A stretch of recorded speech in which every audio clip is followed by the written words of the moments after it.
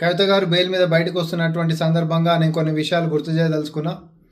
ఏడనో ఢిల్లీలో మద్యం కుంభకోణం విచారణలో భాగంగా మరి తెలంగాణ నుంచి కవిత గారి అరెస్ట్ జరిగిందే తప్ప బీజేపీ బీఆర్ఎస్ చేస్తున్నటువంటి అవినీతి అక్రమాలపైన చర్యలు ఇప్పటివరకు తీసుకోలేదు, తీసుకోబోదు.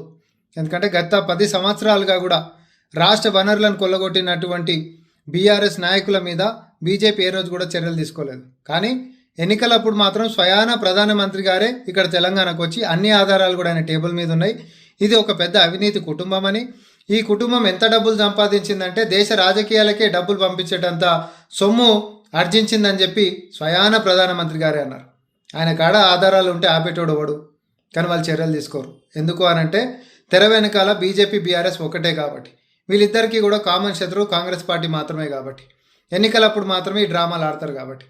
ఈ రోజటికైనా కూడా కాంగ్రెస్ పార్టీ మొన్ననే ముఖ్యమంత్రి గారు రేవంత్ రెడ్డి గారు కూడా చెప్పిండ్రు, కవిత గారు బెయిల్ మీద బయటకు వస్తారు, తర్వాత బీజేపీ బీఆర్ఎస్ ఒకటి కాబోతున్నాయి అని చెప్పి.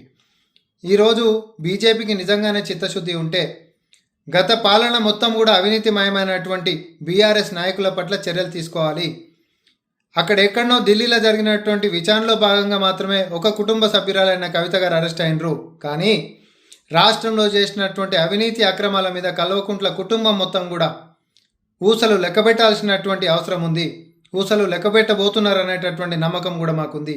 అయితే ఈ యొక్క విచారణలని అడ్డుకునేటటువంటి దాంట్లో బీజేపీ తన వంతు కృషి ఖచ్చితంగా చేస్తుంది.